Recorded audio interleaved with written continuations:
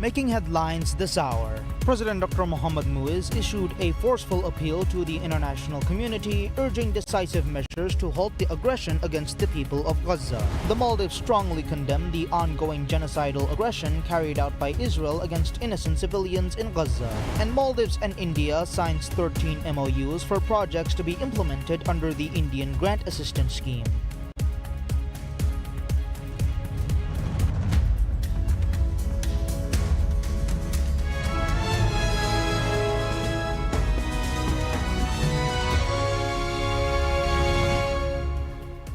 Bismillahirrahmanirrahim. Assalamu alaikum and welcome to PSM News in English with me, Dhawan Aim. President Dr. Mohammad Muiz issues a forceful appeal to the international community, urging immediate and decisive measures to halt the escalating aggression against the people of Gaza, Palestine. His statement comes amid intensifying violence by Israeli occupational forces, which he described as targeting the extermination of the Palestinian population.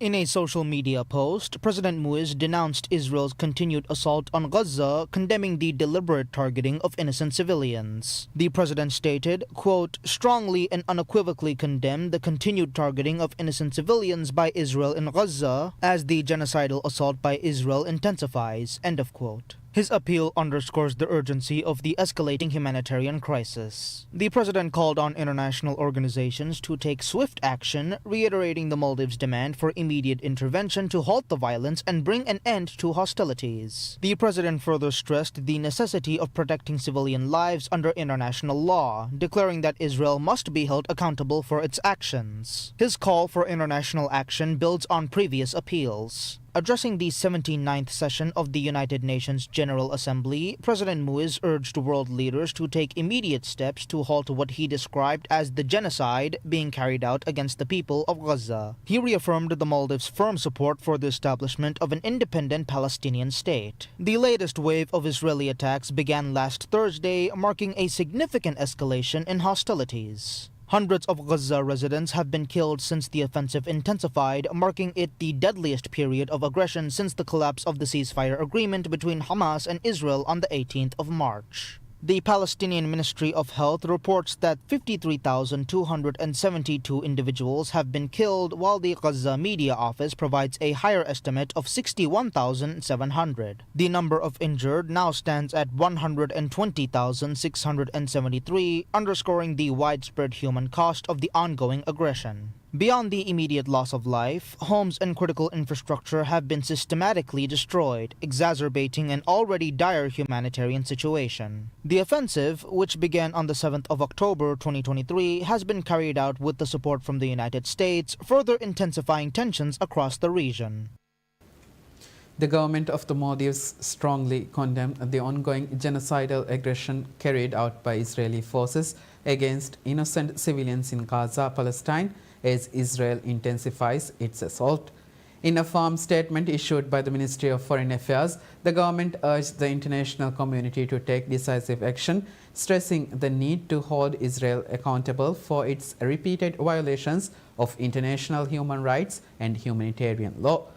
The Maldives also reaffirmed its unwavering support for the Palestinian people, advocating for the establishment of an independent and sovereign state of Palestine based on pre-1967 borders with East Jerusalem as its capital. The death toll continues to rise as the Israeli offensive continues.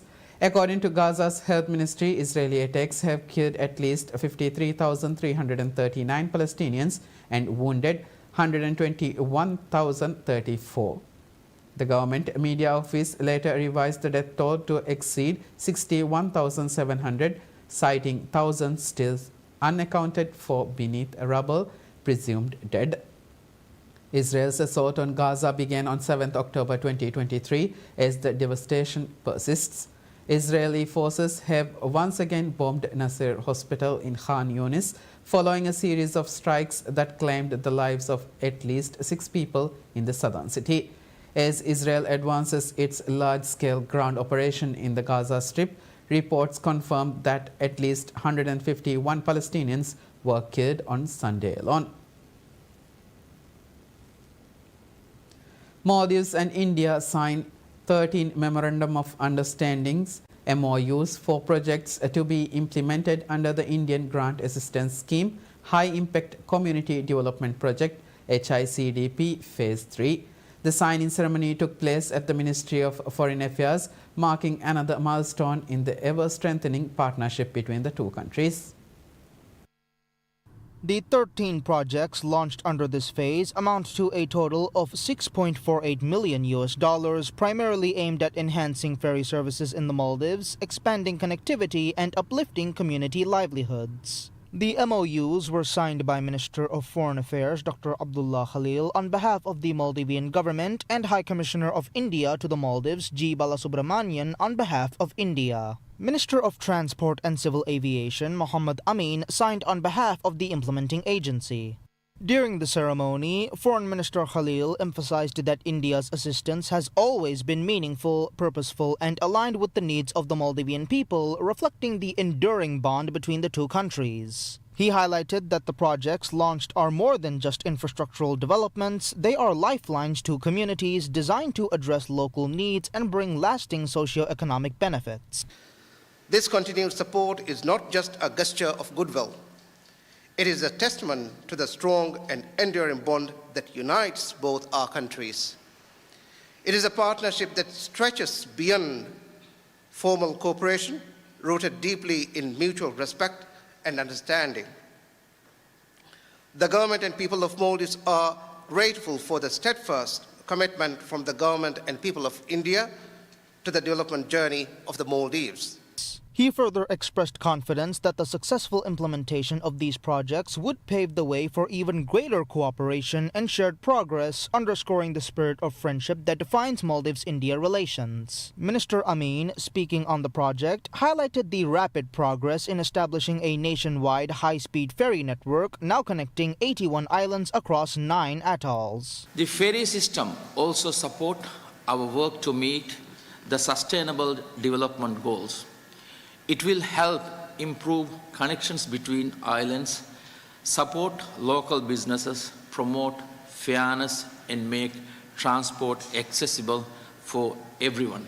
He noted that the MOUs signed with India will further expand these services, reinforcing the strong bilateral ties between the two countries. Although initially scheduled for completion in 2027, the project is now expected to be finalized by the end of this year, a strong commitment by President Dr. Mohammad Muiz. Both the ministers expressed gratitude to the government of India for its generous support, highlighting its transformative impact on Maldivian communities. Dr. Khalil expressed heartfelt appreciation to the government and people of India, thanking Indian Prime Minister Narendra Modi for his personal commitment to advancing bilateral cooperation. The minister also extended his sincere gratitude to India's Minister of External Affairs Dr. S. Jaishankar for his support to strengthen bilateral ties and acknowledged High Commissioner Balasubramanian and his team for their dedication to deepening Maldives-India partnership. The Ministry of Islamic Affairs announces that all individuals in the Maldives Hajj Corporation's Hajj queue for the current year will have the opportunity to perform Hajj this year. The Ministry of Islamic Affairs said the details of this year's Hajj quota will be announced on 26th May, including details of how the annual quota is allocated and utilized. Earlier, President Dr. Mohammad Muiz had announced that all individuals listed in the Maldives Hajj Corporation's this year's queue will be able to perform the pilgrimage this year. This is the first time in many years that all listed individuals will be accommodated within the same year, he had said. The President had also announced a change in the rules for allocating quotas for Hajj such that those who have not performed Hajj previously will be prioritized. The Maldives Hajj Corporation confirmed that the change will come into effect next year. The Ministry of Islamic Affairs and the Maldives Hajj Corporation are working together to enhance services for Maldivian pilgrims. A key improvement this year includes the Makkah Route Initiative, which will provide streamlined services for pilgrims. The inclusion of the Maldives in the Makkah Route Initiative is hailed as a historic achievement for the country under President Muiz's leadership. The Ministry of Finance and Planning figures shows expenditure on government subsidies in the first 14 weeks of the year was $71.3 million, down 21% from the same period last year. According to the ministry's weekly fiscal development figures, state expenditure on grants, contributions and subsidies totaled $207.5 million as opposed to $220.5 million in the same period last year. The figures showed that a bulk of this expenditure went towards government subsidies with $71.3 million during the period.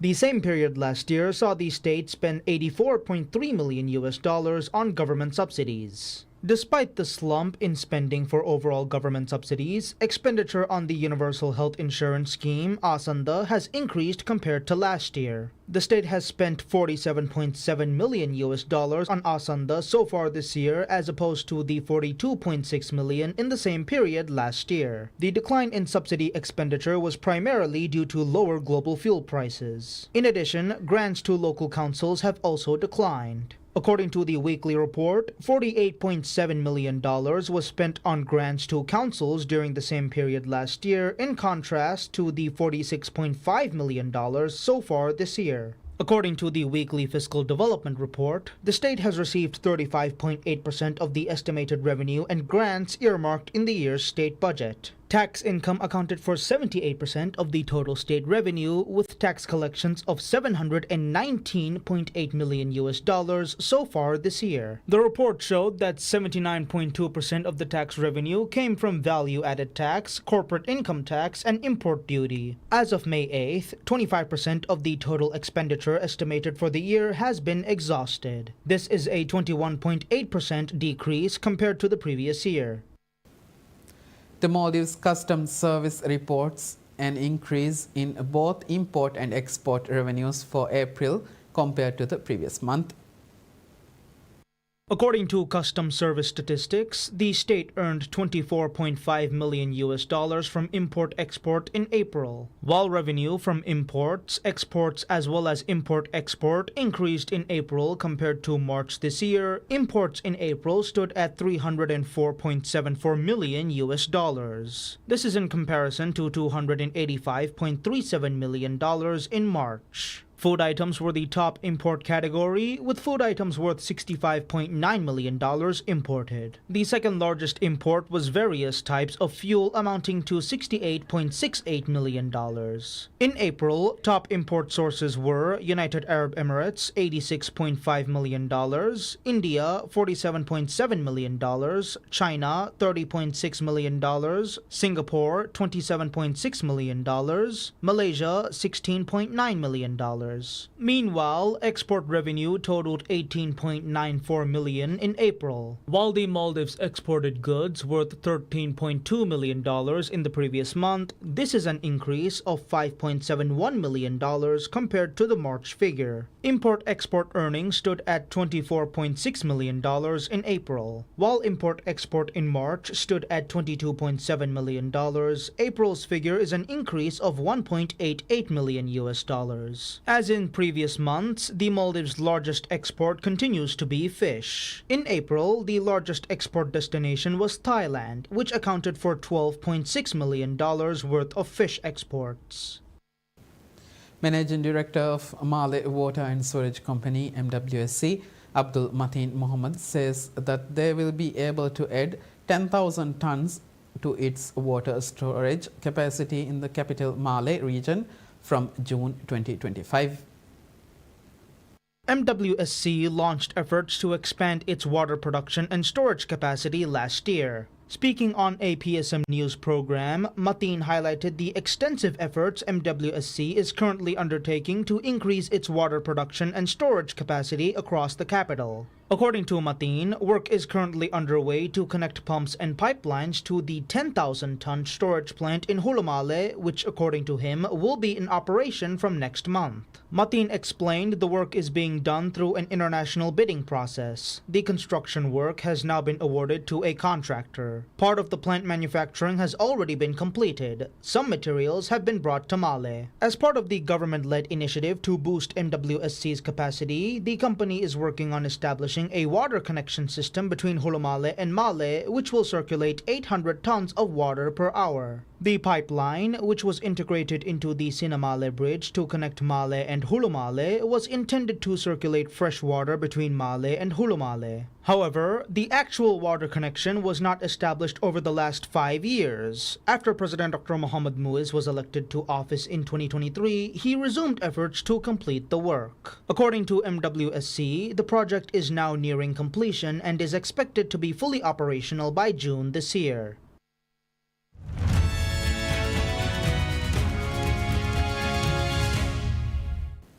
US President Donald Trump says that Walmart should eat the tariffs instead of blaming duties imposed by his administration on imported goods for the retailer's increased prices.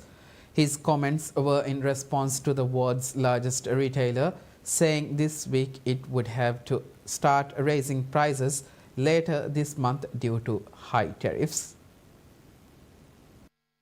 Trump said in a social media post, quote, Walmart should stop trying to blame tariffs as the reason for raising prices throughout the chain. Walmart made billions of dollars last year, far more than expected, unquote. Walmart said it has always worked to keep its prices as low as possible, adding that this practice will not stop. Walmart CEO Doug McMillon said on Thursday the retailer could not absorb all the tariff costs because of narrow retail margins. Even so, he said, the company was committed to ensuring that tariff-related costs on general merchandise, which primarily comes from China, would not drive food prices higher. Many U.S. companies have either slashed or pulled their full-year expectations amid friction between the U.S. and its trading partners, particularly China, as consumers curtail spending. As a bellwether of U.S. consumer health, Walmart's explicit statement about the impact of tariffs is a signpost of how the trade war is affecting the retail sector. Walmart is noted for its ability to manage costs more aggressively than other companies to keep prices low. Every week, 255 million people shop in its stores or place orders online around the world, and 90% of the U.S. population lives within 10 miles or 16 kilometers of a Walmart.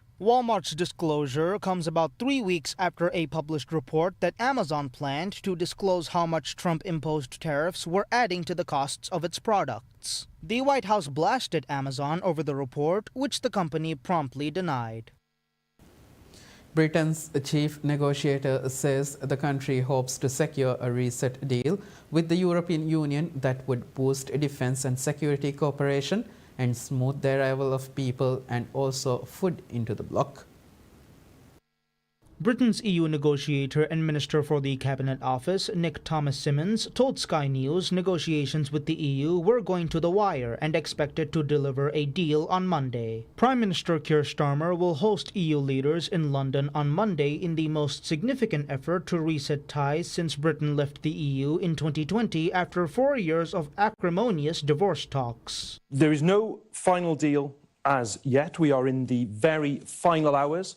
I always expected it to go to the wire because we are negotiating extremely hard in the national interest. And what we are looking to deliver tomorrow is a deal that's going to be good for jobs, that's going to help to secure our borders, and is going to help to lower household bills. That's the negotiation I'm still in these final hours. Britain wants the deal to include the use of faster e-gates for British travellers at EU borders, reduced red tape on food trade, and a new defence and security partnership that could allow British companies access to an EU loan scheme worth 150 billion euros or 167 billion US dollars.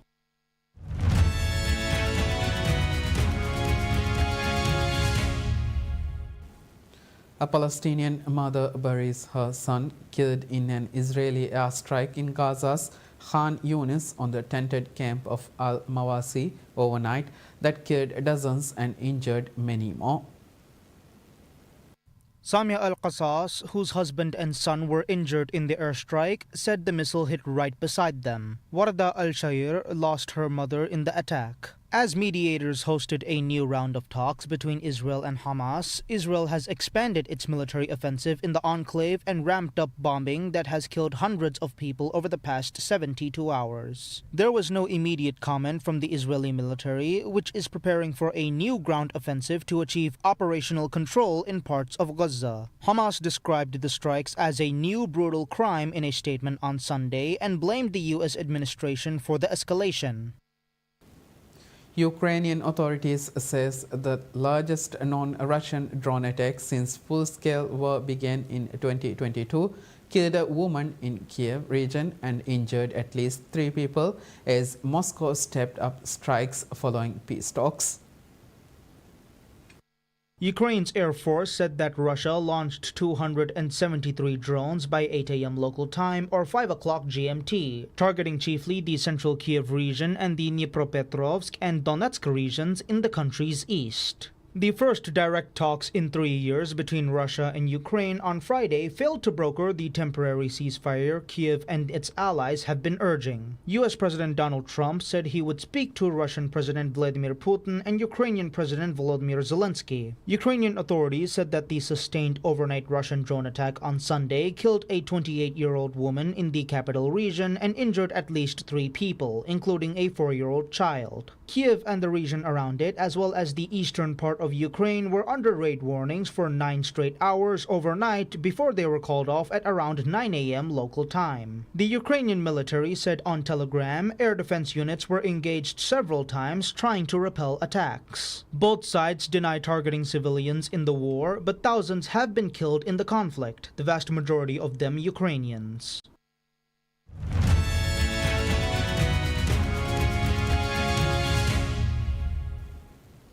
Luis Muriel, Marco Pasalic and Dagur Thorholson all found the back of the net as Orlando City crushed in-state rivals Inter Miami for the first time in nearly 2 years for a 3-0 victory in Fort Lauderdale, Florida.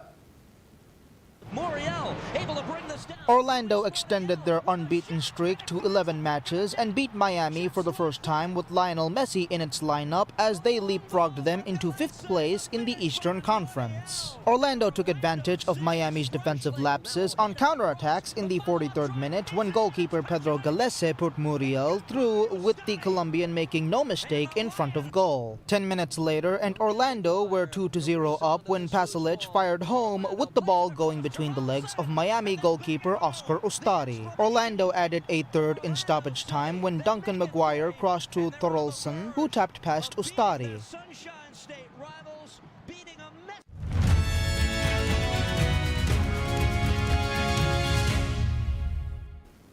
Chinese official who oversees a tech hub in Beijing says the country's humanoid robots will not replace human workers and cause mass unemployment amid a rapid expansion of the sector and state funding. Liang Liang, a deputy director at the Beijing Economic Technological Development Area, which hosts one of China's largest tech hubs, said in an interview with foreign media that he does not believe that humanoid robots will replace their human creators, but rather boost productivity and operate in hazardous environments. Liang explained that the world's first robot half-marathon, held last month in Beijing, was deliberately set up in a way that would highlight his and the hopes of other officials that these humanoids will support and assist humans rather than replace them. The half-marathon featured 2 tracks separated by a railing, with humans competing against each other on one side, while on the other side, 20 teams each operated a robot varying wildly in size and ability. Liang spoke to reporters at the headquarters of Humanoid, also known as the Beijing Humanoid Robot Innovation Center, whose robot Tiangong Ultra won the inaugural robot half-marathon and was on display with a winner's medal to media, showing off why it had won the race as it sprinted back and forth during a demo. Besides the sports-focused Tiangong Ultra model, which can reach top speed at 12 kilometers or 7 miles per hour, the center also displayed other prototypes of robots completing mundane tasks such as dental cleaning and collection, collecting medicine from a pharmacy. Despite concerns about the impacts on jobs, Beijing sees the technology as key to plug labor shortages in areas such as elderly care, where demand is increasing as China's 1.4 billion population ages. The sector has seen an explosion of new firms. According to Morgan Stanley, in 2024, 31 Chinese companies unveiled 36 competing humanoid models versus 8 by US companies. That concludes news for now. Thank you for watching PSM News. Have a good day.